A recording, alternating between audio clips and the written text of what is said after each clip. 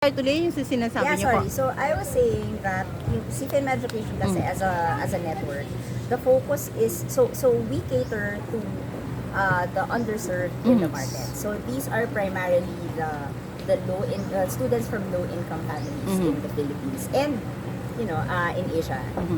So when we say low income families, we are talking about people who are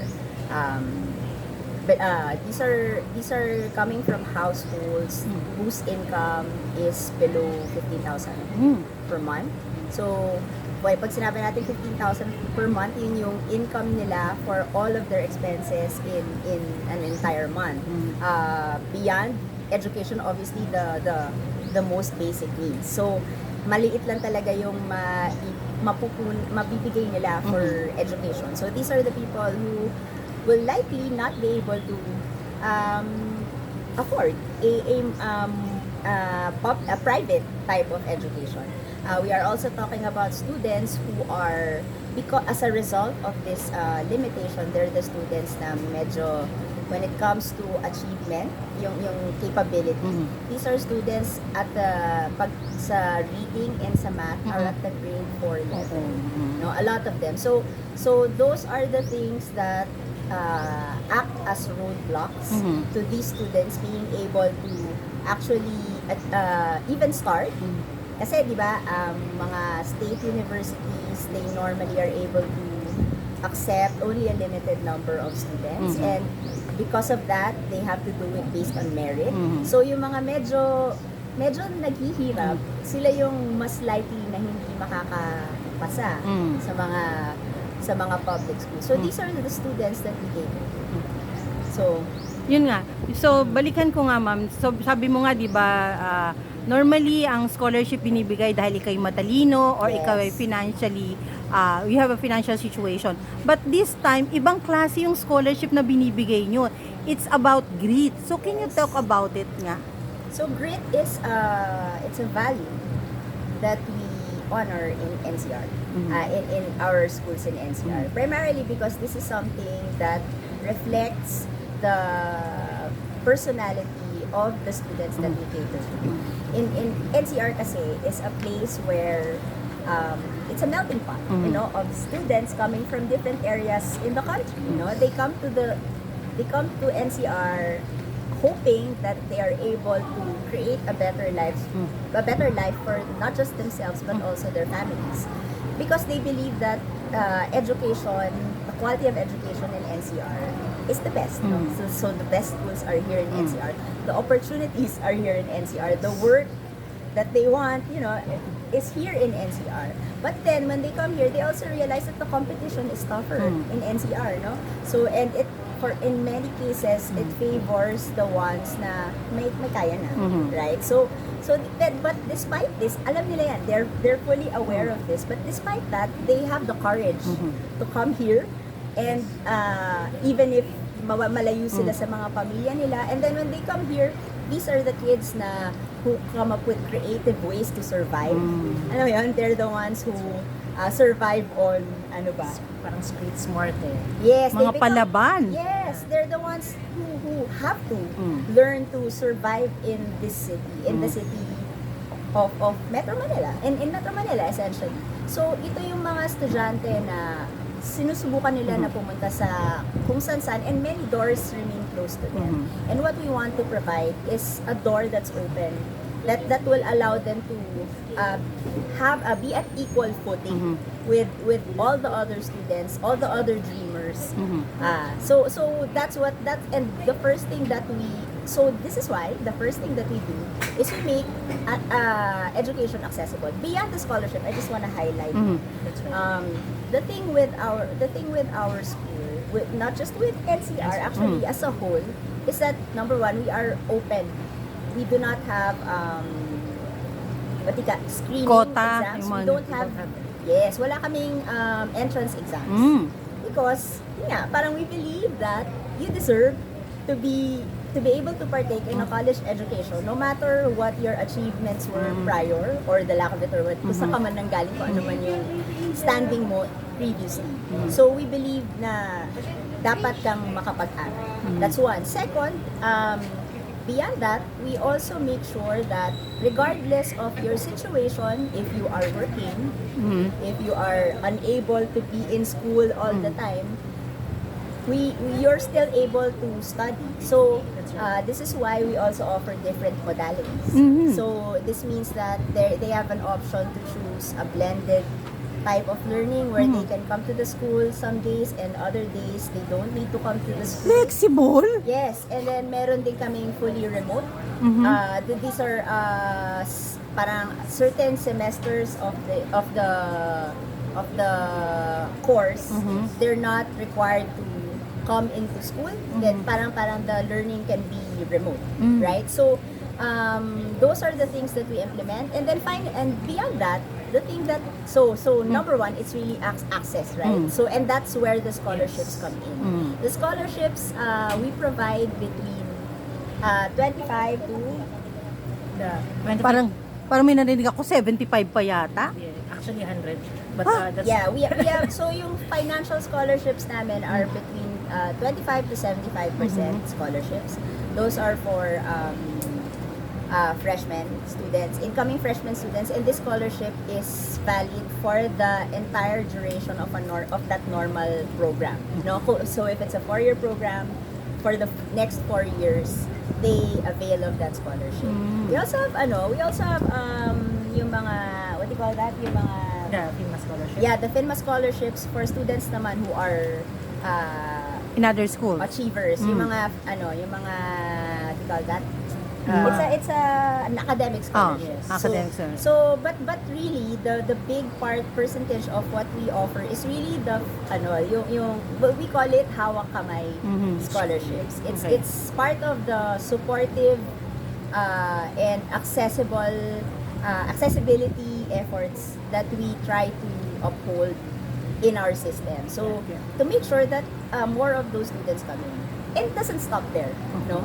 Once nakapasok na sila, since nakapasok na sila, ang importante din sa amin is hindi na sila umalis. Right? We try to make sure that the students remain in school. May support program pa? Yes, definitely. There are support programs. So, part of our several support programs actually, one of them is yung student success program.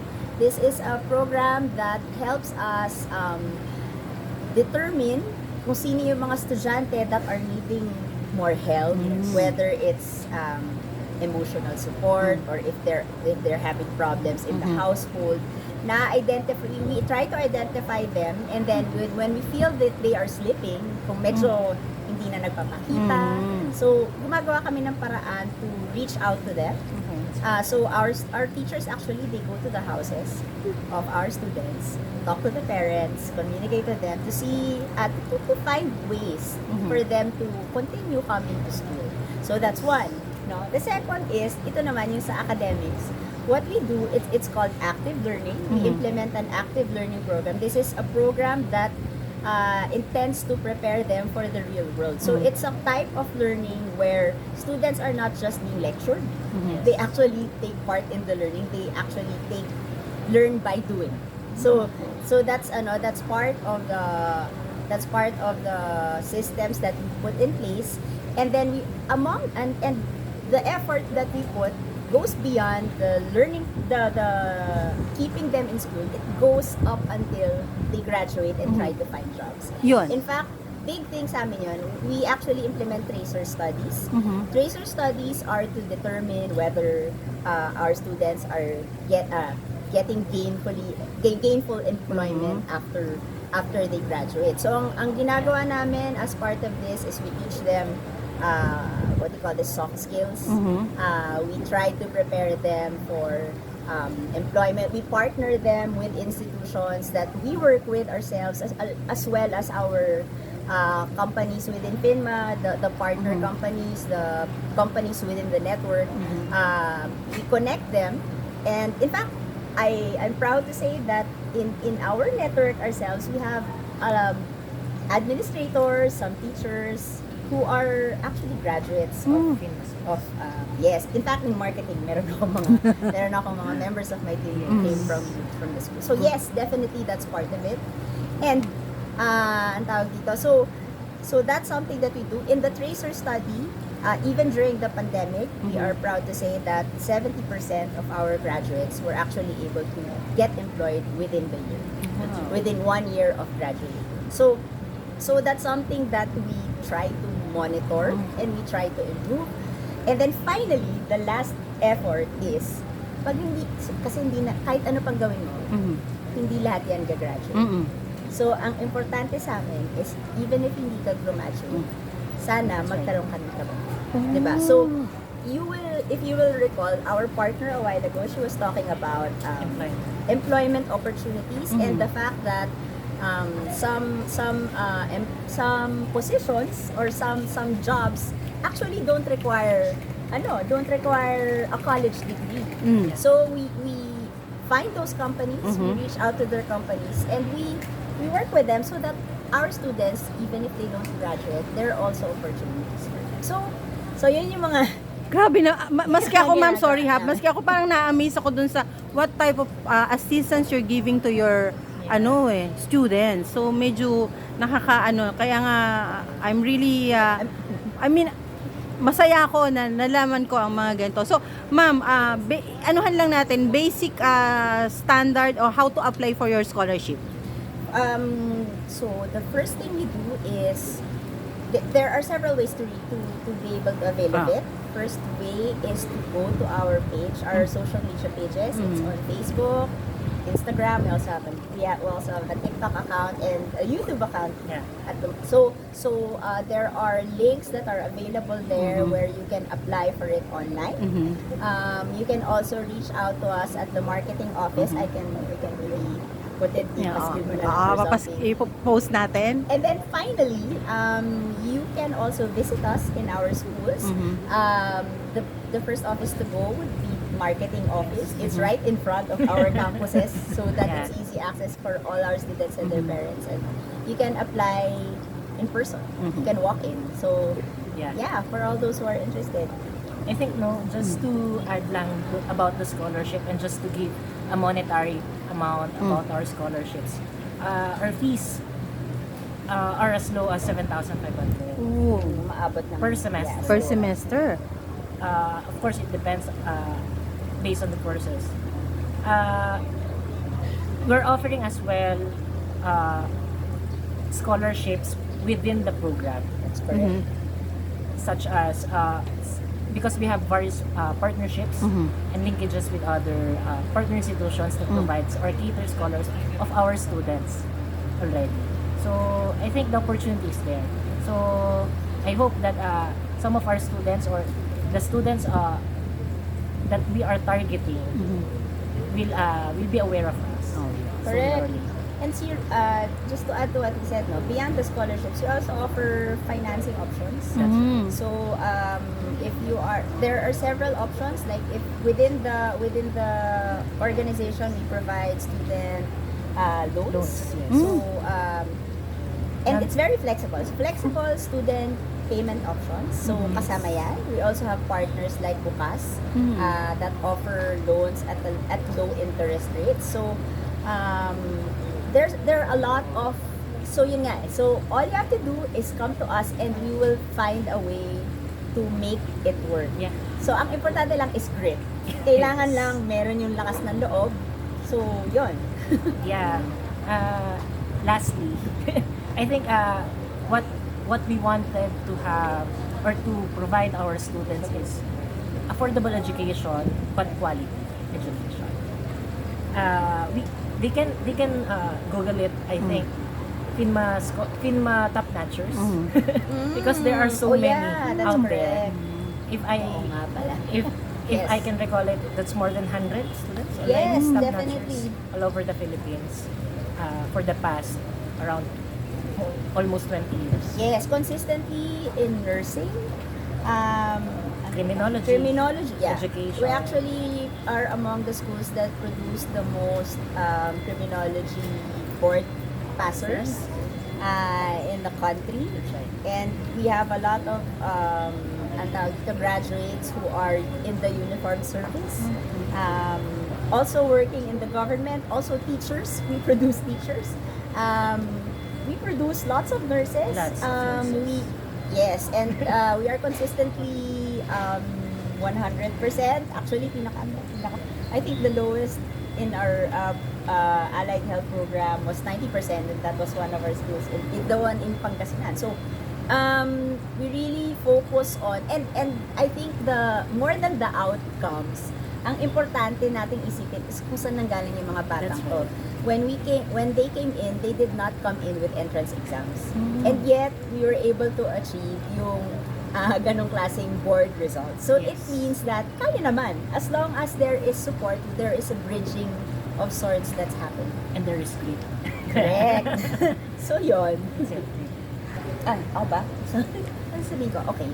So, para sa mga bata na nandyan who are coming from different areas of the country, kung saan ka man nanggaling, kung ano man ang Sorry, can I just add something? Idagdag mo na lang to. Sorry. But one of the things that we also want to highlight is that our school accepts students regardless of their background, regardless of their orientation. Yes. They can come in wearing the clothes that are based on their gender orientation. We have genderless bathrooms.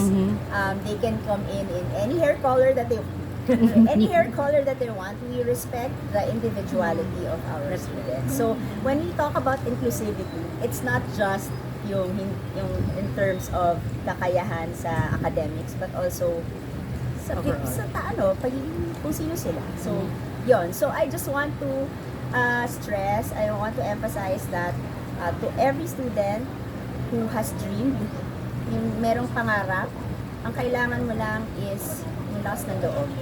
Kasi pag merong tapang, merong tagumpay. Basta kasama ang Phinma Ed at kasama ang St. Jude College, Manila, and Quezon City. Sasamahan kita.